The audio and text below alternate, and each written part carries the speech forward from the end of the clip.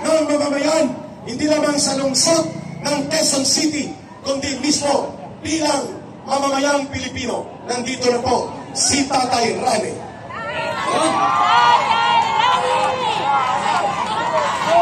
Mga kababayan ko,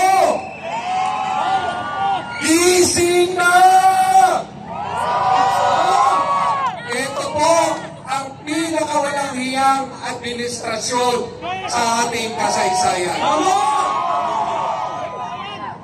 Dito natin napatunayan na ang isang namumuno, pagka ito po ay adik, wala po talaga tayong makukuhang magandang resulta o pagmamahal sa ating.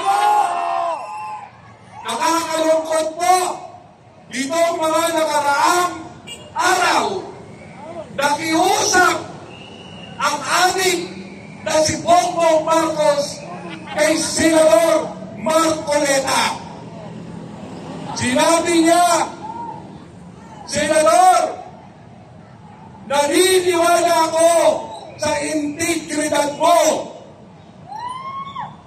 sa paninindigan mo. Kaya, nakikiusap ako sa iyo na umpisahan mo na ang pag-iimbestiga sa mga korap na congressman at iba pang mga politiko. After a week, tingnan niyo po ilang pangako ng ating na presidente. Siya mismo ang bumaluktot sa kanyang sinabi. Sinungaling! Kay Chief PNP Torre, ganun din ang sinabi niya. Panindigan mo, General Torre, tama ka. Nasa iyo ako. After ilang araw, palibhasa adik, tinalikuran ang batuin at ang sinunod ang ahas niyang asawa. Alam niyo po, kababayan ko, 120 million Pilipinos, sinasamantalahan lang tayo ng mga iilang politiko. Ngayon po, ang tunay na problema ng bayang ito ay ang ating Bongbong Marcos na adik.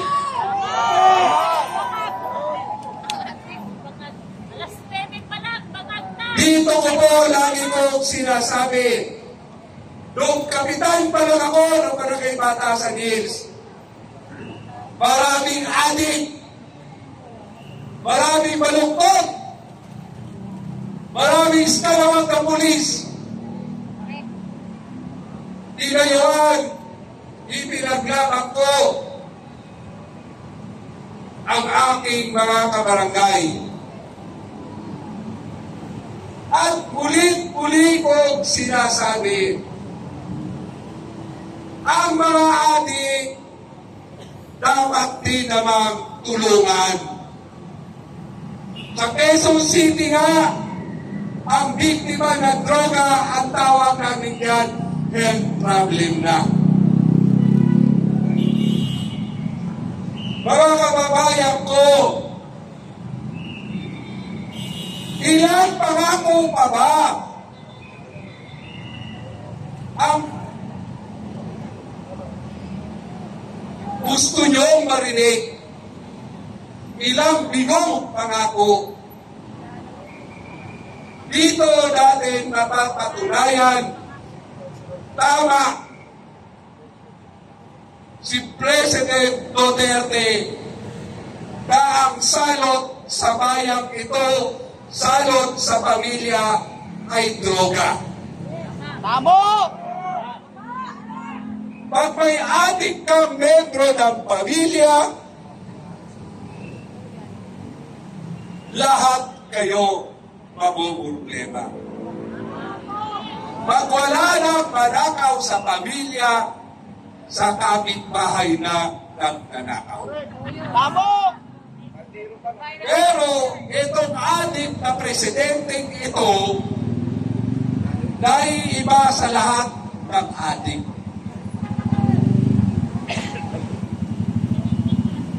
Dahil cocaine ang tinitira. Ang tigas kasi ng ulo nating Pilipino. Sinabihan na tayo na may problema ang Bongbong Marcos na ito.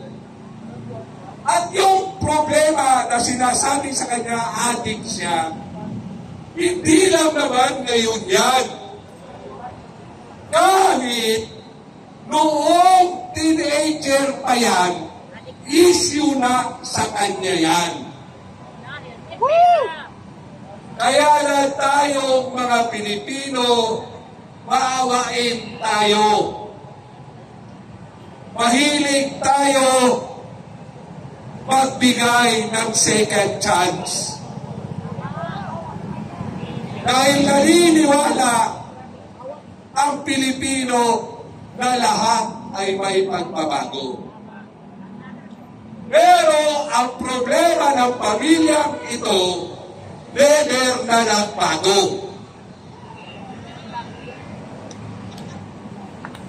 Pinagbigyan na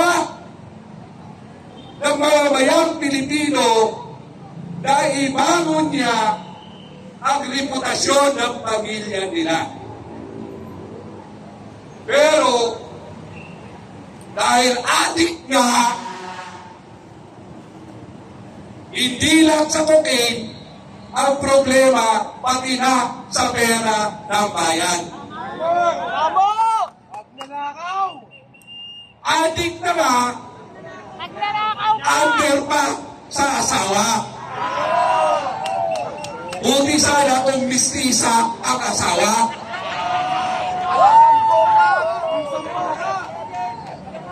Putang inang yan!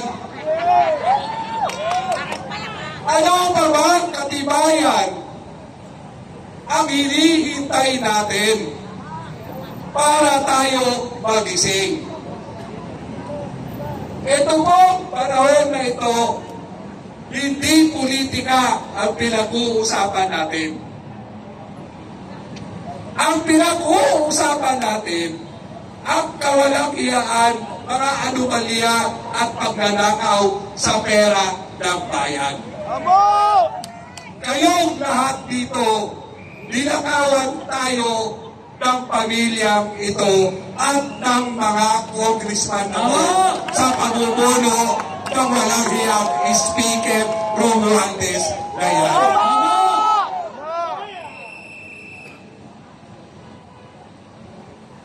Ano pa ba ho ang gusto nyong mangyari?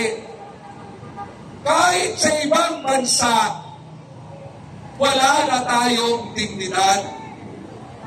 Inaayawan na tayo. Yung South Korea nga, binabawi na ang pagpapautang sa atin dahil baka hindi pa ka kumiti na nakawin na naman nila. Tamo! Bayan ko, kababayan ko, kwartya ka man, pulis ka man, ordinaryo tao ka man, lahat tayo nagbabayad ng VAT. Yung mga VAT na yan, yan ang ninanakaw nila. Lalo pa ho ba ang pahirap na kailangan natin para magising tayo?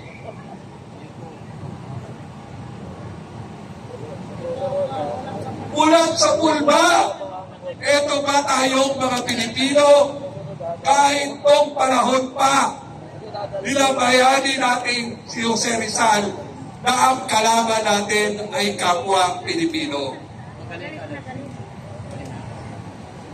Sana po, magising na tayo, alang-alang na lang sa anak at sa susunod na henerasyon. Almost 19,000 na politiko against 120 million. Ang tulay na salot ng bayang ito, kaming mga politiko. Lord, kunin niyo na sana kami lahat.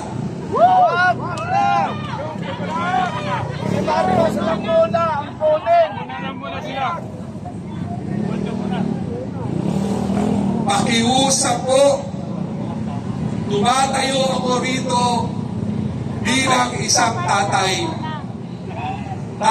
ng aking mga anak. Ang aking bunso, abogada. Ang pangalawa ko, doktora. Ang panganay ko, kasama ko ngayon, graduate na at may apo na ako. 67 years old na ako. Pero bakit nandito ako? Dahil mahal ko ang bayan ko. Pagiging ipaglalaban ko ang mga kababayan ko. Buhay si Tatay Rani! Ang pagbabago ko ay kailangan nating lahat ng pagkilos. Tandaan nyo, ang kasabihan, kung ano ang tinanim natin, siya ang ating inaani ngayon. Nagpapabayad kasi kayo sa eleksyon.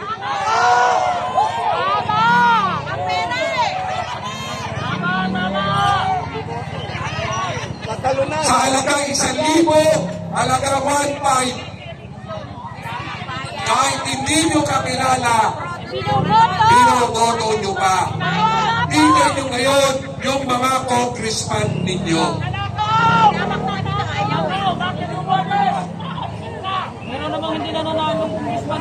Pag magdalakaw ang ama, magnanakaw na rin ang membro ng pamilya.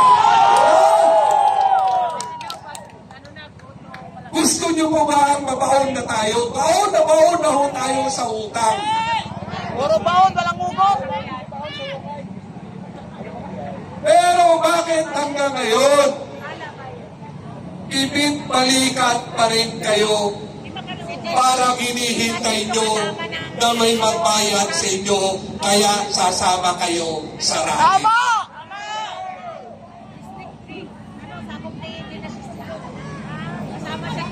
Lord, alam po namin, Panginoon, na binigay mo sa amin ang bayang ito. Kailangan lang po siguro namin suriin ang puso ng bawat Pilipino. Kayo po ang nandito ngayon, alam ko lahat tayo may dala-dalang problema. Simpleng problema, bigas, pagkain, pamasahe. Ang pangunahin namin problema, si Bongbong Bangag. Kung matino ang presidente natin, titino rin ang kanyang mga tauhan.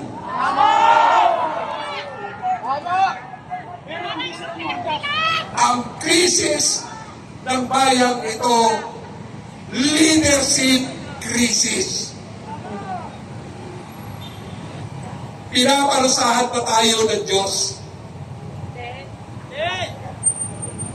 O baka naman,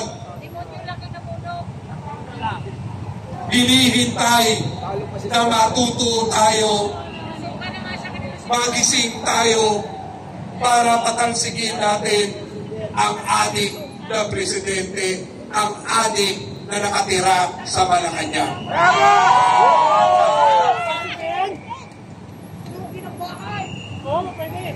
Tingnan niyo po ang ating mga congressman.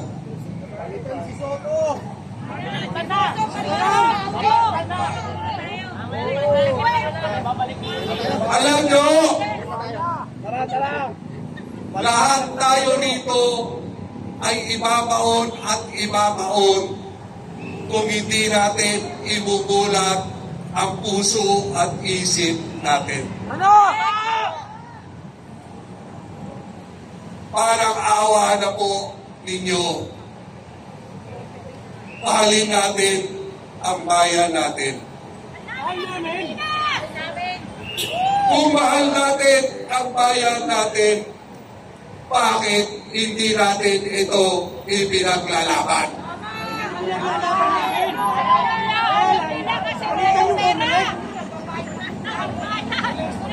Kulang pa po ang tinataya niyo yun. Ako po, mataas ang respeto ko sa ating mga kapulisan. Ako ho, ang committee chairman ng Peace and Order sa City Council. Alam ng mga pulis kung paano ko sila sinusuportahan. Kaya ako po ay nakikiusap sa hanay ng kapulisan para sa bayan. Tumindig po tayo para sa bayan natin po.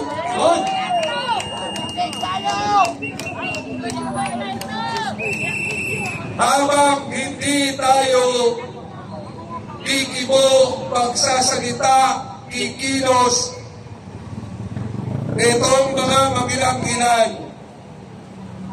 na buhaya, ito po ay lalamon sa atin. Kayong mga nanonood, lumabas kayo sa inyong komportableng kinalalagyan. Tama na! Sa akin mga subscriber, Kailangan kayo ng bayang ito. Kailangan kayo ng ating mga kababayan. lumabas warrior! Labas! Nasa atin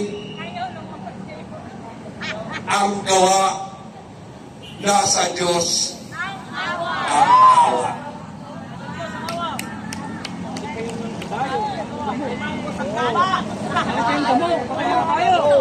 Isa na lang po ang pakiusap ko sa lahat ng nanonood at nakikinig po ngayon.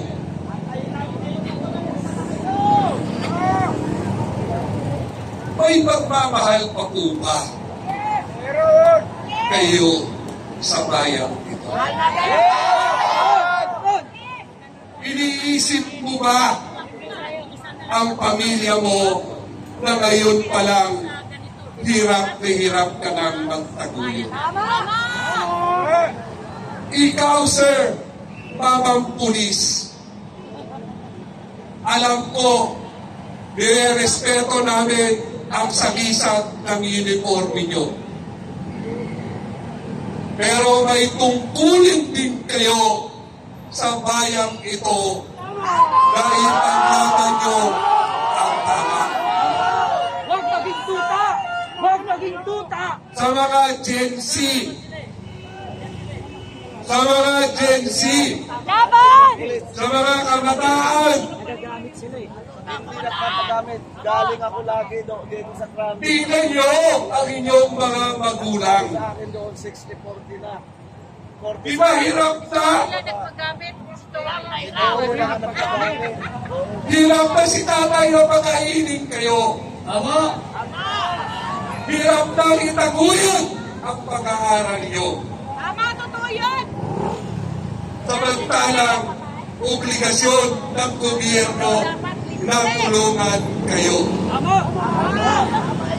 Bakit hindi kayo naabutan ng tulong dahil magnanakaw ang ating presidente?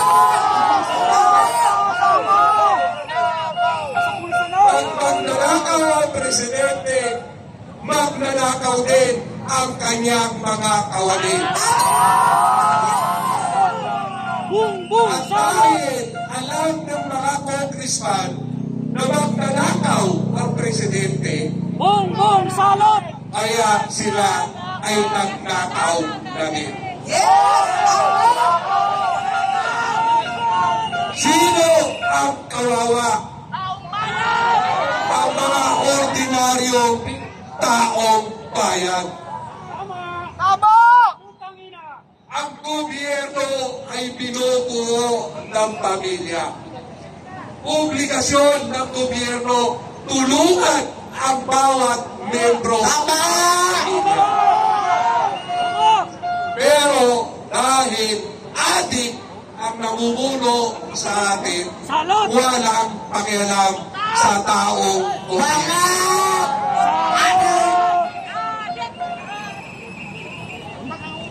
Bongbong bangog! Bongbong Ito po salot! ang huling bibigkasin ko. Nay, kuya, ate, tingnan mo ang sitwasyon nyo. Tingnan nyo ang itsura ng tatay nyo. Tingnan nyo ang nanay nyo. Tingnan nyo ang mga kapatid nyo. Putang ina, tingnan nyo ang buhay ng mga congressman. Bongbong salot!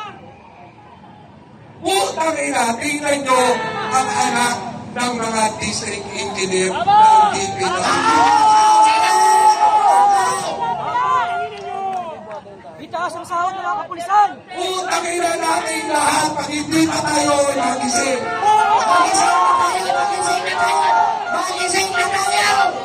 Itaas ang sahod ng mga kapulisan! Pagpasensyahan nyo yung binibitawan kong salita. Tala sa magdalakay! Dahil nakikita ko ang inyong paghihirap. Kaya, ano pa ang hinihintay nyo? Kuya, ate, para sa inyo ang ginagawa namin dito ngayon sa EDSA.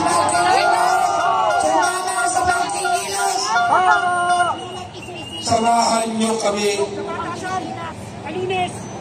para sa henerasyon nyo. Ito lang! Kayo ang pinaglalaban namin. Ate, kuya, matanda na si tatay at si nanay.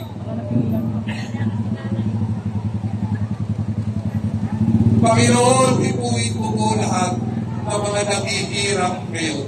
Amen! Amen! Paglilawin niyo po sana ang mga puso ng mamamayang Pilipino. Amen! Biguin niyo po sana ang mga nakakaangat na umiral ang pagmamahal sa bayan at sa kapwa. Amen! Lord, kunin mo na si BBM.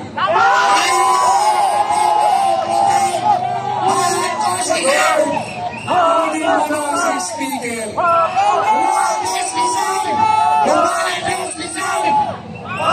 Kunin mo na ang mga kurang ng congressman, Lord. At ngayon pa lang, Lord, pumupuri at nagpapasalamat po kami sa iyo. Amen! Dahil sa iyo ang himala. Dahil sa iyo, Panginoon. Kaya, mga kababayan ko, isip na po. Hindi ko po alam pagkatapos po